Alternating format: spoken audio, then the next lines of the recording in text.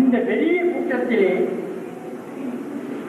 எனக்கு தெரிந்த வரையிலே 1-2 பேர்களை தவிர பாக்கி எல்லோருமே என் பழைய மாணவர்கள், அன்பர்கள்.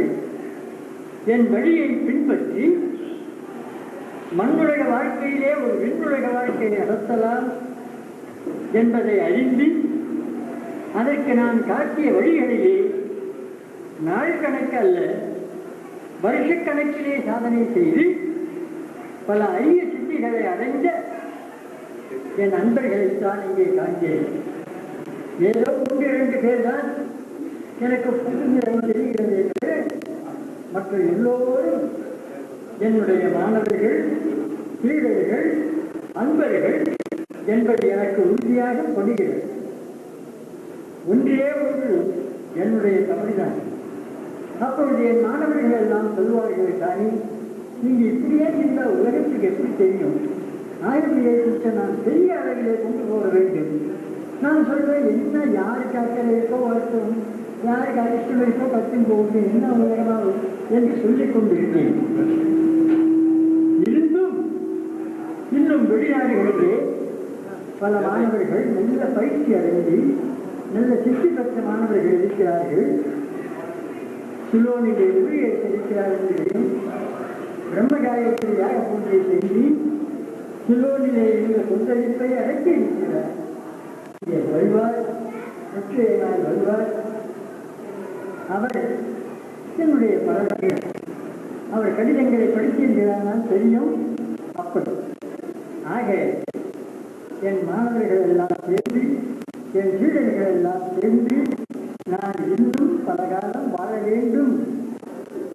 அப்படி அல்ல, உலகத்திற்கு உண்மை ஞானத்தை போதிக்கிறேன். ஜெர்மன் மாணவர் சொற்கள் ஜெர்மனிலே தராயிருக்கிறது. ஆத்மயோக ஞாபகம் ஜெர்மனிலே நடக்கிறது. அவர் சொல்லுவார், உங்களை புரிந்துவிட்டால் இந்த உலகத்திலே உண்மையான மனித ஞானத்தை போதிக்க, ஆன்ம ஞானத்தை போதிக்க யாருமே இல்லைத்தார்.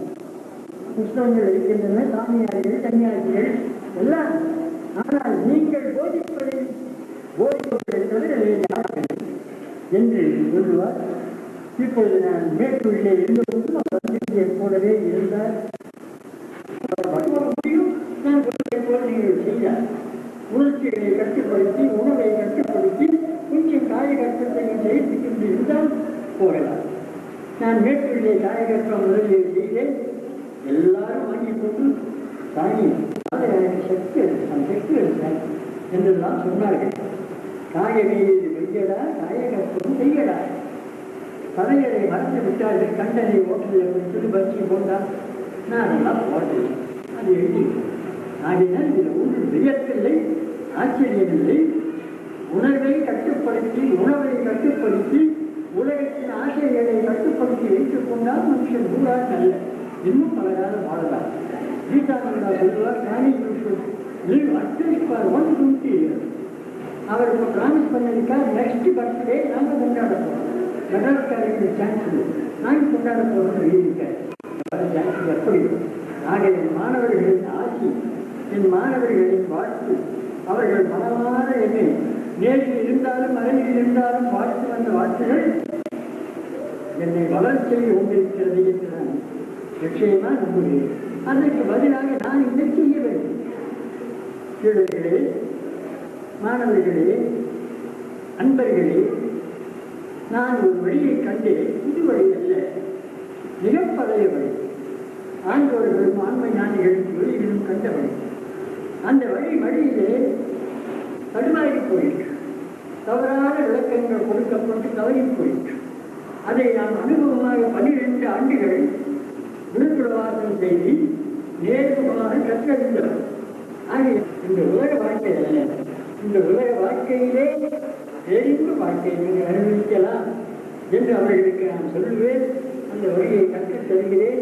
என் சீடர்களும் மாணவர்களும் இனிமேலும் அந்த வழியை விடாமல் கற்று பிடித்த பிறவியிலே எழும்பேள் சிந்தித்து பார்த்தால் என்ன உண்மை?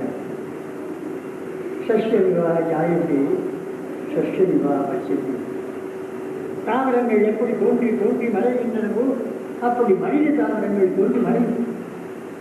அதற்கு ஏன் தோன்ற வேண்டும்? ஆகவே ஏதோ கருத்தை, அந்த கருத்தை பெற வேண்டுமானால் நான் சொல்லும் வழியிலே நிற்பவர்கள் பெற்றிருக்கிறார்கள், பெற்றுக்கொண்டிருக்கிறார்கள், பெறுவார்கள்.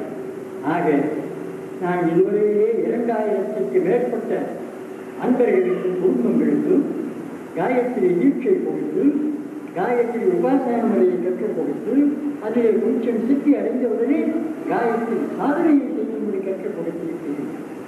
அவர்களிலே பலர் அதன் பயனாக நல்ல பலனை அனுபவித்துக் கொண்டு வருகிறார்கள். அந்த Parashakti universal symbol Gayatri, nothing cosmic energy is Gayatri.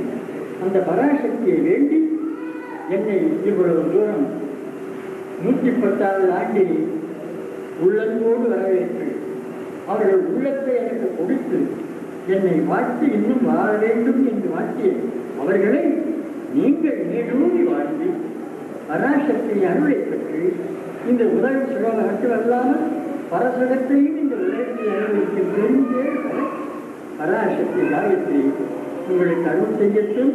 என் மனமாற உங்களை எல்லோரையும் நான் ஆசீர்வாதம் செய்கிறேன் என்று சொல்லி சபையில்